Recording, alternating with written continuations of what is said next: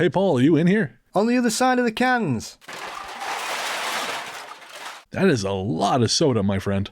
I'm trying to get ahead on episodes of my show. Who's got time to eat? Why don't you try Huel Black Edition? What's Huel Black Edition? It's a nutritionally complete vegan shake with 40 grams of protein and 27 vitamins and minerals in each 2-scoop serving. A whole meal in one shake? Yeah, man. Each 2-scoop serving of Huel has 400 calories and includes vitamin C, calcium, omega-3, vitamin B12, zinc, fiber, and more. Just mix it with water and you're giving your body everything it needs without having to think about it. It's also gluten and lactose free. Shake it up in 30 seconds and you're back to your day. That sounds appealing, but what's it taste like? I've tried meal replacement shakes in the past and they taste like a retirement home. I can actually speak to this one personally. Huel Black Edition is a meal replacement shake you'll actually want to eat. They sent us samples of 2 of their 9 flavors, cookies and cream and salted caramel, and I went through both bags. It's quite literally the first time I've enjoyed a vegan protein shake. Alright, I'm sold.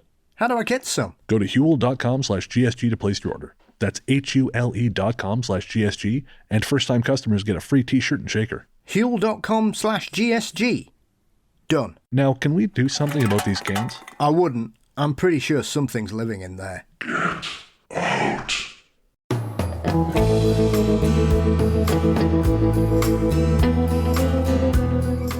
The Book of the Dead.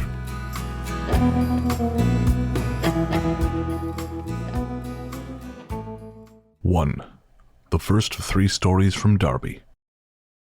My family and I lived in a house that was whispered to have been bad luck for all the people who lived in the house before us. While I was too young to really pay too much attention to what adults were saying, I did have one experience. When I was very small, maybe somewhere around 5 years old, I became terrified of sleeping. No joke, utterly full-on panic attack at the thought of falling asleep. The second I could tell it was starting to get to be around bedtime, I would be an anxious mess, wanting to cry and panicking, but unable to articulate to the adults around me why I was so terrified. It was the act of knowing I would have to fall asleep that was terrifying. Even stranger was that although I was afraid to fall asleep, I could only actually fall asleep if I was the first person sleeping. I had to be the first person to sleep in my house to even remotely have a chance of actually calming my fear. I would almost become hysterical if I was still awake when others were going to bed. If I were to wake up in the middle of the night to find everyone else asleep, I would freak out then too. It didn't happen every night, but when it did, it was horrible. I would beg my oftentimes exhausted parents to wake up because I was terrified of being up in the dark by myself. My parents tried everything to help me with this. They bought night lights because they thought it was fear of the dark, which was something I did develop through this experience. My dad consulted child psychologists, worrying there was a psychological issue, and they said I was most likely experiencing night terrors. The thing is, I was not waking up because of being scared. I was just randomly waking up, and then once I was awake and realized I was awake, then I would become scared. My parents also tried tough love by saying the classic line, "There's nothing wrong, just get over it and go to sleep." And I could never explain why the terror. It only ever happened in that house, which we moved out of when I was about 10.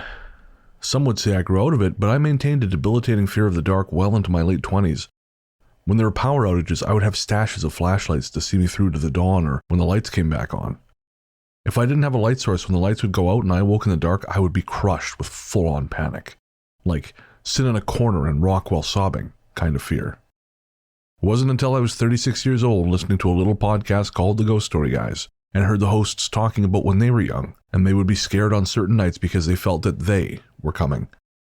I about fell out of my chair because in that moment I realized what it was that my child's mind could not convey to the adults around me. That I was afraid to be alone in the dark of the night because when I was, I had an unrelenting sense that something was coming. Nothing good either. I never saw anything, but man could I feel it, and it terrified my little spirit. On a happier note, one of the things my dad tried to help me sleep was he would sit with me at bedtime and he would tell me to imagine a white cloud. And I was on this cloud and he would tell me to think of all the good things that I liked, and that made me feel safe, and I would finally drift off to sleep. On the show you have spoken about intent and using the white light to make it harder for negative entities to get at you. Unbeknownst to my father and myself, I think that is what kept the dark feelings at bay.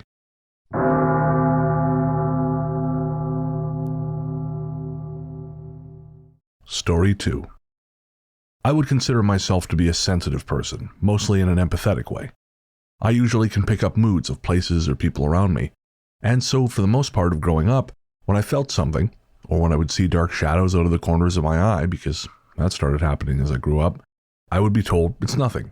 Your imagination is running away with you, and so on and so forth. After a while, my experiences just trickled away. I sometimes think that because I kept hearing that I was imagining things, or that it wasn't really happening, or I couldn't possibly get a mood from a room, that the part of me as a child which was open to those things just started closing off. People looked at you funny when you said weird things about shadows. Besides, when you're a kid, that shit is scary as all get out. If you can shield yourself off, why wouldn't you? So I'm 36 years old, and I have a 5-year-old son. When he was 3 years old, he started pointing to a particular part of his ceiling in a far corner and saying, "Birds." Now, I was in his room at the time and looked where he was pointing, and I can tell you for a fact that there was nothing on his ceiling, and where I was looking, I could not see birds. At this point, I'm having a controlled freakout because little boy, the darling of my heart, is pointing to birds that I cannot see and is adamant that there are birds. As a parent, I'm running through every scenario I can think of and how best to handle it.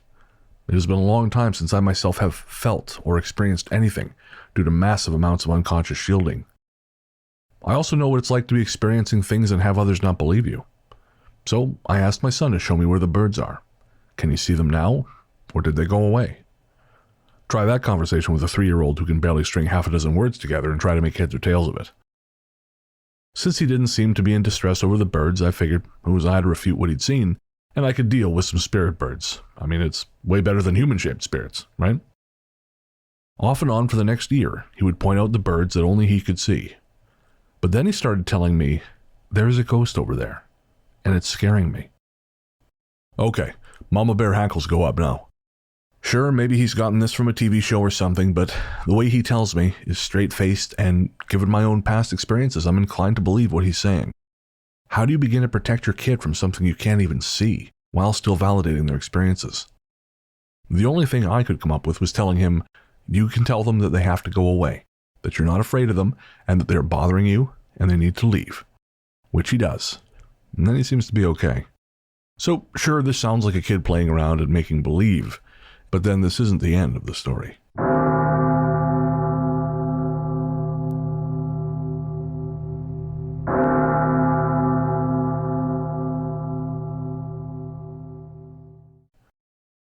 Three. A little while after my son started seeing his birds, I was sleeping in mine and my husband's bedroom, and I woke up to the sensation of being watched. Now, our son was at a toddler bed and sometimes would walk down the hall to our bedroom to crawl in bed with us. So I'm feeling this sense of being watched. I woke up. I know I was awake. I'm lying facing towards the edge of the bed, and I see this little shadow right in front of my eyes, the size of a toddler. I assume it is my son come to get into bed with us, so I do what I do every other time he does this. I lift the covers up so he can get into the bed. Now, our bed is really high up, so because he is little, he kind of has to climb up onto the side of the bed, and then he usually crawls under the covers to get into the middle of the bed where he feels safest. Well, as I said, I lifted the covers up so he could climb in, which he did, this little toddler-sized black shadow climbing up the side of the bed and moving under my arm. The only thing is that when he crawled under my arm, I didn't feel anything brush the underside of my arm. In fact, I didn't feel anything get in the bed, even though I saw a child-sized shadow stand by my bed. And then once I invited the friggin' thing into the bed, it climbed the side of the mattress and got in, but nothing was there. Can you say creeped out? Then, a little while after that incident, I was again sleeping in our bed, and my husband was sleeping next to me. And again, I got the sense of being watched. I awoke to see a male-shaped shadow by the side of my bed. He was tall and he was bent over, sort of like he was trying to get a better look at me while I was sleeping. Again, I know I was awake, because I startled awake once my mind registered that there was a friggin' man-shaped shadow bent down looking at me. When I startled away from it, he moved in like he was trying to get a better look at me, and I kept moving back and kept saying stop. But it was like it found me extremely interesting, because he just kept sticking his face in my face, and I was in a sitting position and had backed up so much in the bed that I ran into my husband's sleeping form. Finally, I just bellowed out, "You need to stop doing that." When I did that, he stood straight up, as if he was startled that I'd yelled at him, and then it just disappeared. Another time I was sleeping and I woke up to a figure at the end of and just to the right of our bed. And at first I thought it was my husband. The figure was standing there almost like he was lost in thought, not even looking at me, just sort of off into the distance, and I was still kind of sleep-dazed. So I thought, what the hell is he doing? Why is he just standing there in the semi-dark? The TV was on and the only source of faint light in the room. I finally said to him, "Is everything all right?" And he didn't answer, so I kind of closed my eyes again. But then thought, wait, why are you not answering me? And why are you being weird and standing at the edge of the bed with a 1,000-yard stare on your face? So I opened my eyes and the figure was not there at all. I then realized I could hear my husband downstairs watching TV.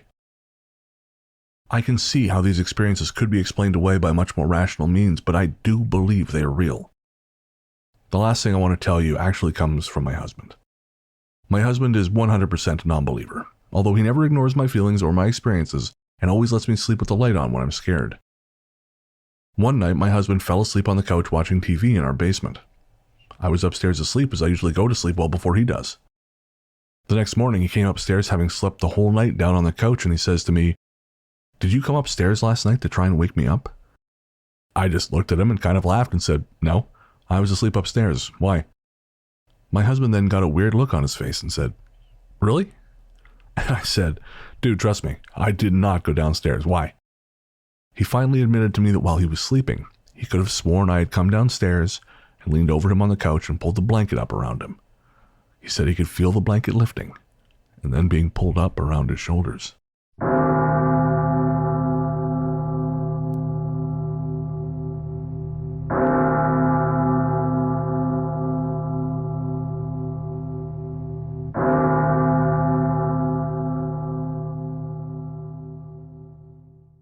Book of the Dead is a Ghost Story Guys production, narrated by Brennan Storr.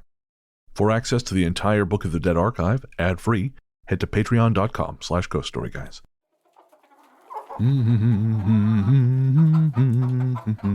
Hey, Bren, since when did we have chickens? Oh, hey, Paul. Well, you know how I'm back at the gym. Sure. Well, that means I need to get my protein intake back up, and not at the cost of chicken nowadays. I just thought... You'd raise your own. Right. I see the logic there.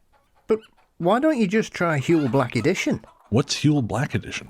Huel Black Edition is a nutritionally complete, high-protein vegan meal in a convenient shake. A whole meal in one shake? That's right. Each scoop of Huel contains 200 calories. I use 2 scoops per shake. That gives me 27 essential vitamins and minerals, plus 40 grams of lactose and gluten-free, naturally flavoured protein. It's convenient, delicious, and at an average of $2.50 per 400 calories. Inexpensive way to meet your nutritional needs. Huel sent us samples of their cookies and cream flavour, and I love it. You sold me, my friend. How do I get some Huel? Go to huel.com/GSG to place your order. That's HUEL.com/GSG. And first-time customers get a free t-shirt and shaker. Huel.com/GSG. All right, I'm in. So now what are you going to do with these chickens? Chase them for cardio, I guess. If it's good enough for Rocky, it's good enough for me. You know Rocky wasn't real, right? Let me have this, Paul.